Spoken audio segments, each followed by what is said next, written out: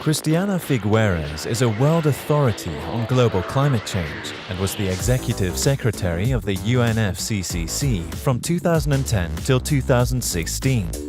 During her tenure, she brought together a vast and complex variety of governments and organizations to deliver the historic Paris Agreement on climate change, in which 195 sovereign nations agreed on a collaborative path forward to limit future global warming. For this achievement, Ms. Figueres has been credited with forging a brand new brand of collaborative diplomacy.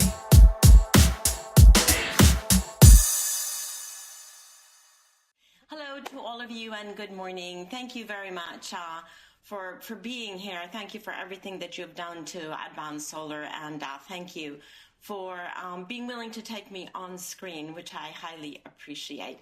And let me start actually not just by thanking you, but truly for congratulating the solar industry at large for coming in the space of very few years from being the new kid on the energy block just a few years ago to truly sitting at the adult table of energy right now. And that has been truly the result of the exponential curve on both cost and dissemination that we've already heard alluded to which you have all contributed. So congratulations for that. I think by now it is pretty clear that the renewable energy revolution that we have already witnessed is unstoppable, it is irreversible, and it is exponential. It is unstoppable for two reasons. First, sadly, because the impacts of climate change are becoming much more frequent and much more intense in every country, and because we have become much more aware of not just the extreme weather events, but also because we have become much more aware and now have been able to quantify the health impacts as well. So not just the global, but the local impacts of fossil fuel generation. And that has brought a huge explosion of much broader participation in the renewable energy industry. And therefore, by now, this revolution is unstoppable. The revolution is also irreversible because of market forces, because we have seen prices and the capacity of technology, prices go down and the capacity of technology go up so quickly that the competitiveness of renewable energy, in particular the competitiveness of solar, is no longer questioned. The market forces are actually blowing wind in our back, and there is no doubt that we will be moving in the direction of decarbonizing our energy system and our economy irreversibly. It is also exponential because of the nature of the technology that we've seen and the nature of technological advance.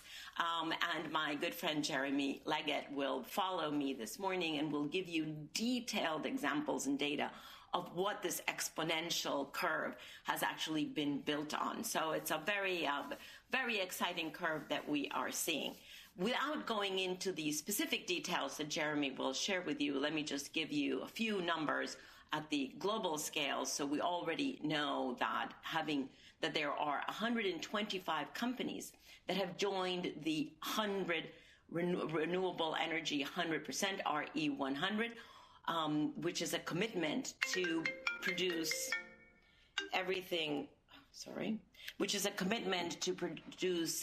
all of their goods and services, to operate their entire company only with renewable energy. That RE100 has now been ascribed to by 125 companies. We also know that we have 340 companies that have actually already taken on what we call science-based targets, which is their commitment to decrease their emissions until they get to net zero by 2050. And quite excitingly, we have 1,400 companies that already at least have an internal price on carbon. So that gives you a picture of where we are from an industrial point of view. And from the financial point of view, you all know that the Task Force on Financial Disclosure has actually put out now its recommendations, and we have 240 financial institutions that have actually already taken on their commitment to disclose or are already disclosing and growing very quickly. So definitely the trend is set, and that is not going to change. So that we can rest on that as comfort. I, however, wanted to focus our attention this morning on three areas of, I don't want to say discomfort, but certainly attention. Three areas that I think need our attention, because we know that we are heading toward 100% renewable in the energy system, with a huge proportion of that being solar. We know, as we've just heard, that solar is going to be the cheapest form of energy. But until we get there, there are a couple of things that we need to pay attention to along that path. So I want to point to three areas of attention for us, and that I hope that you will be including in your discussions over this conference. The first, poverty issue. And poverty in particular with respect to those families and communities that are off-grid, that are isolated communities, those communities that are unelectrified. Yes, we know that the characteristics of solar are such that we can scale it down to individual homes, obviously with panels. But I have to tell you, we have not yet won the conversation on poverty. The incumbents are using that argument to justify their continued existence. That is a conversation that we have to win hands down. And we are not moving on that as quickly as we should. We made advances early on, and we're currently a little bit stuck on that. We have to be able to understand, what is it that is stopping that advance, the advance of solar in particular, into isolated communities? Is it only the business models, or are there other cultural factors, social factors, economic structures or social structures that are stopping the penetration of solar into unelectrified rural communities?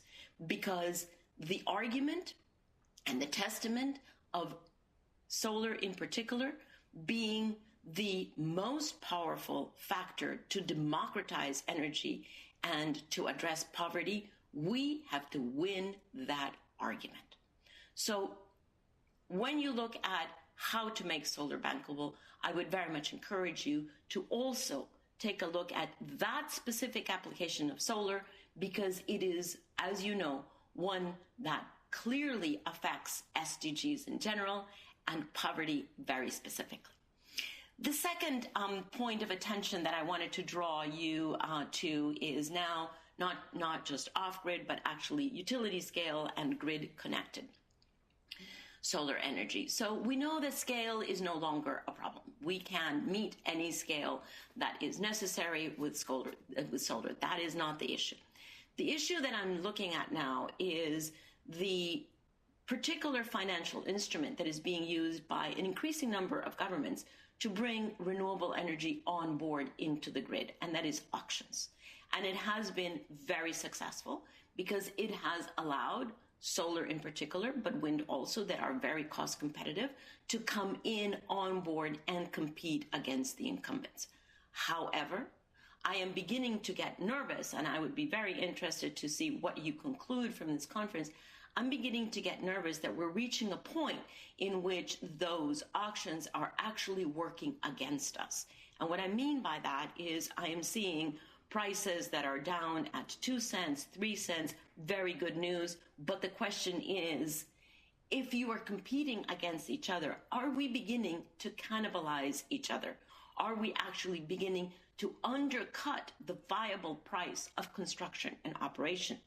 And if so, are we beginning to endanger the fact that whatever wins the auctions is actually going to be built? Do we have the certainty that at those very, very competitive prices that we will actually be able to build and deliver? Because one space that we cannot afford to move into is into the space of lack of performance. We do not want 2, 3, 4, 5 years from now for the solar industry to be blamed. You got the result of the auction, you won the auction, and you did not build. So one question for you is, what can we do in the auctions? Are there some ways to tweak those auctions to protect the solar industry as it moves forward into greater competitiveness, but it should go hand in hand, and not undercut ourselves? Are auctions the best way to move forward, or is there something else that will accompany us, certainly stretch and challenge, but not undercut our current capacity to build?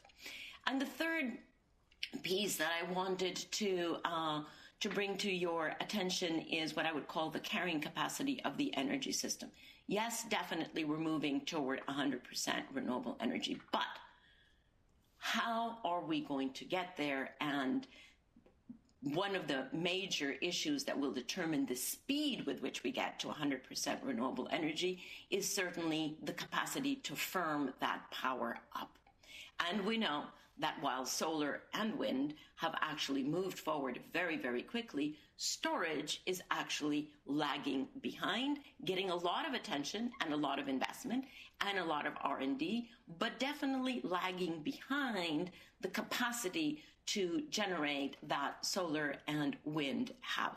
So what do we, and that of course is with the exception of pumped hydro, but what do we do in the meantime? How do we deal with this disparity between the capacity to generate by renewables and storage that is only barely coming on board at a competitive level?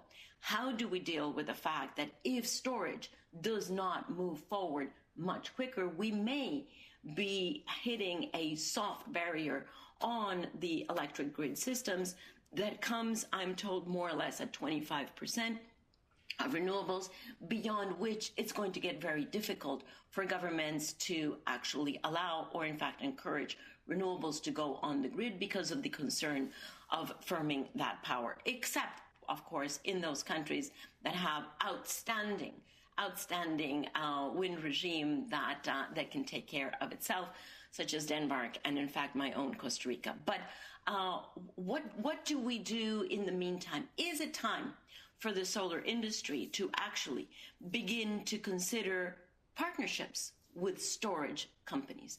Is it time for the solar industry to begin to advocate for and begin to develop combined offers, combined price of solar with firming power, so that we would move into a more advanced space of not only being responsible for generating power, but actually advocating for and beginning to prepare a space in which the solar industry, and hopefully the wind as well, would move into a space of offering energy solutions packages that would include energy efficiency, demand response, and optimization of generation and use of supply and demand of energy, such that we can move our societies as quickly as possible to the optimum use of energy based on renewable energy,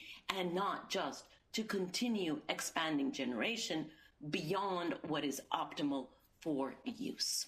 So a very different model that the industry could be looking at, but perhaps one that we should hold in our view as we look into the future.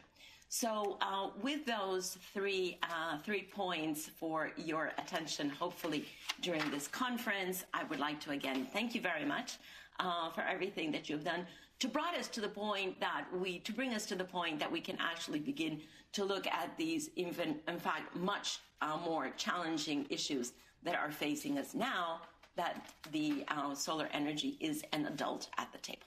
Thanks. Thank you very much.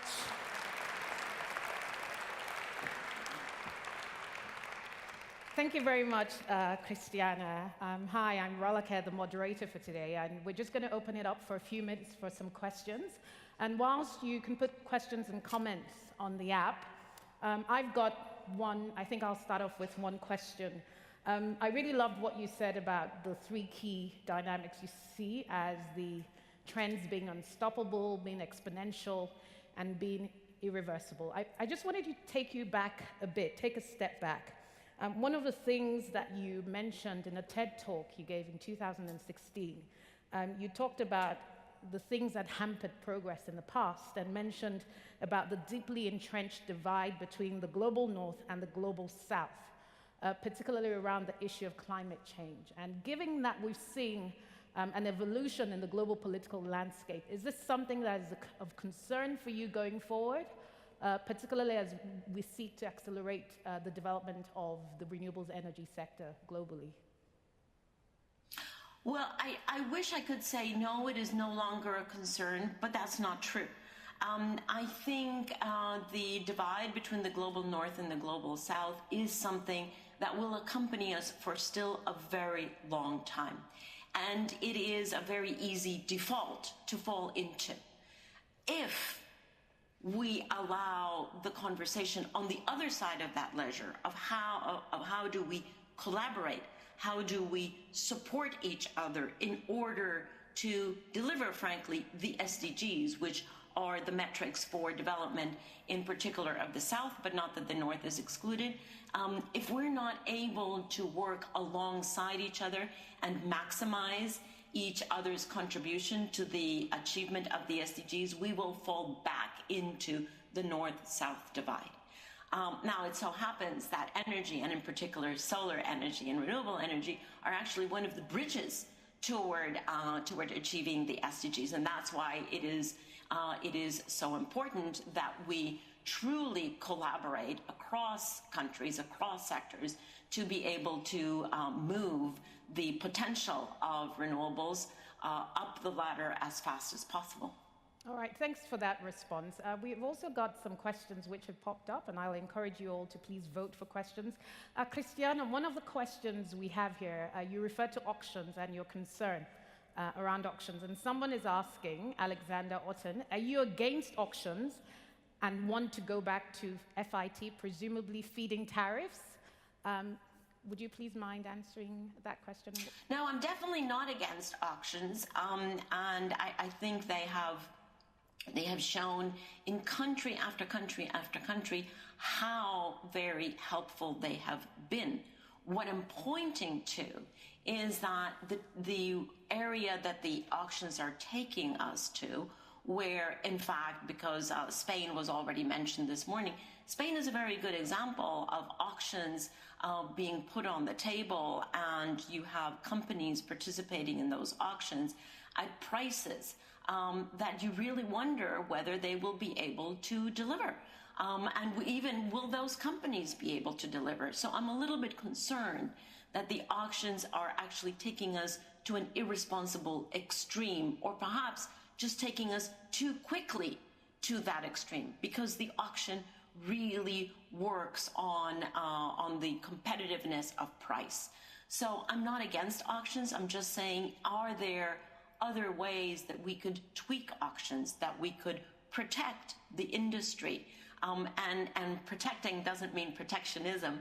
It means being aware of where we are in the industry and ensuring that those companies that are participating in auctions at the prices that they do will actually be able to deliver and will not endanger the reputation, if you will, or the trajectory of the solar industry to be able to build the solar plants, solar farms, and be able to generate.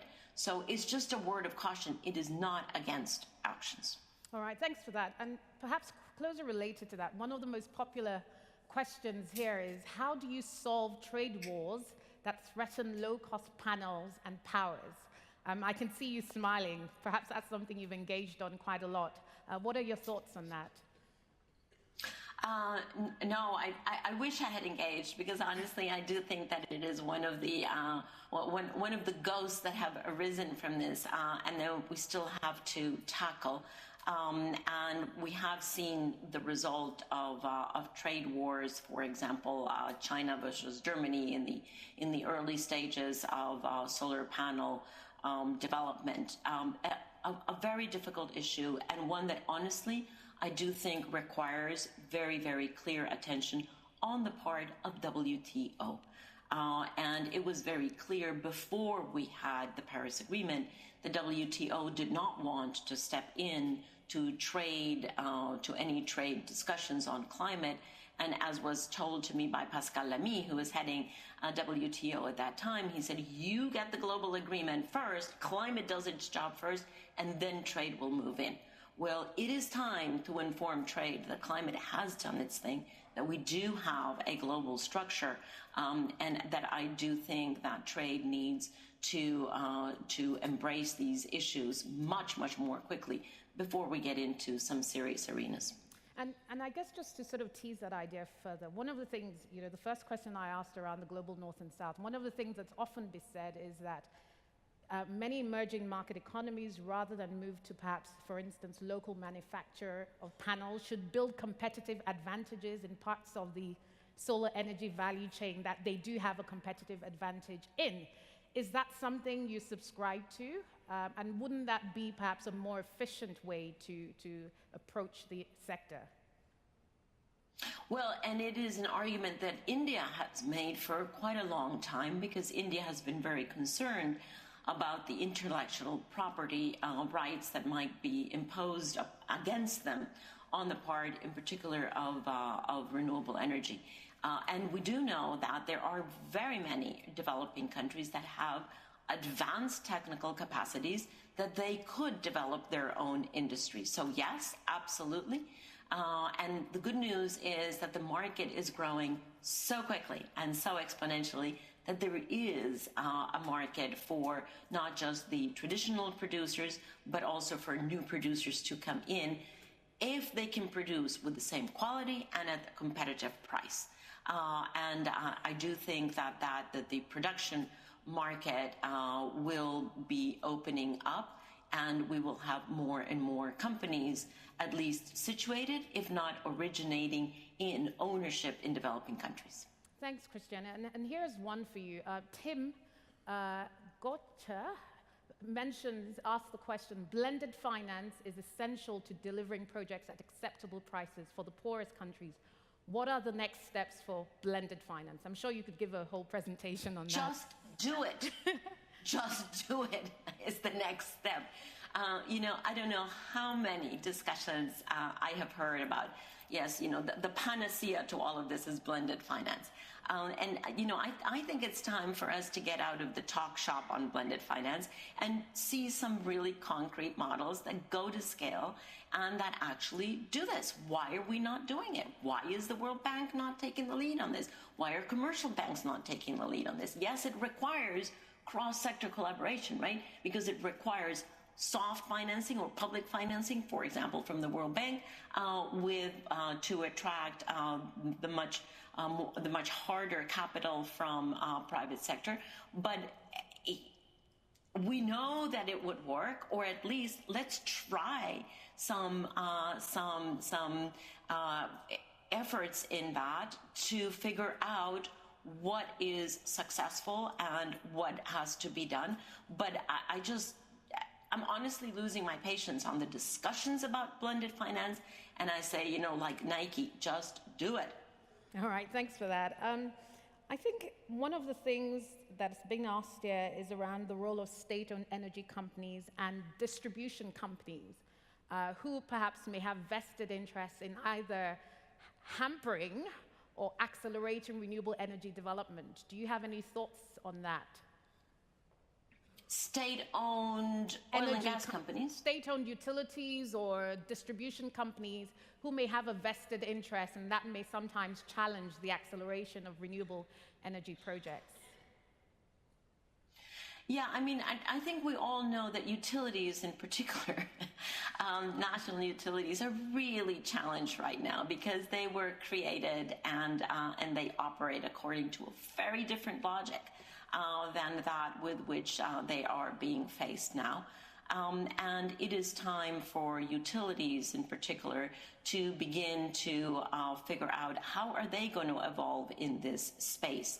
They should evolve toward being a platform that is responsible for the efficient and effective generation and delivery of energy. They should begin to incorporate much more of the digital and artificial intelligence that is available now for them to get to know in full detail who their customers are, when do their customers require what type of energy, as well as on the supply side, so that they can,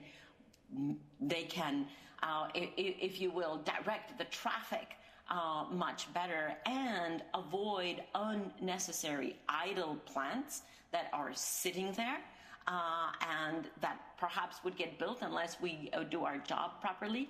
Just being there for use 1 or 2 or 3 or 10 days a year, completely idle plants, whereas we really should be optimizing both the demand and the supply of energy, just like we're optimizing many other things in our society, and that is entirely possible. And that is the responsibility of utilities. Okay, fantastic. And just one really, really quick 10 seconds answer on this. In 2 years' time, will be the first global stock take post the Paris Agreement, 2020. What do you think we will be saying in 2020 after Paris? Are you optimistic? I tell you what we have to be saying. We have to be saying that 2020 is the moment in which our global greenhouse gases have to begin to descend. Anything other than that is fundamentally irresponsible with the global economy and in particular with vulnerable people around the world. Fantastic. Thank you very much, Christiana Figueres. Just give her a round of applause. We really appreciate your time. Thank you. Thank you.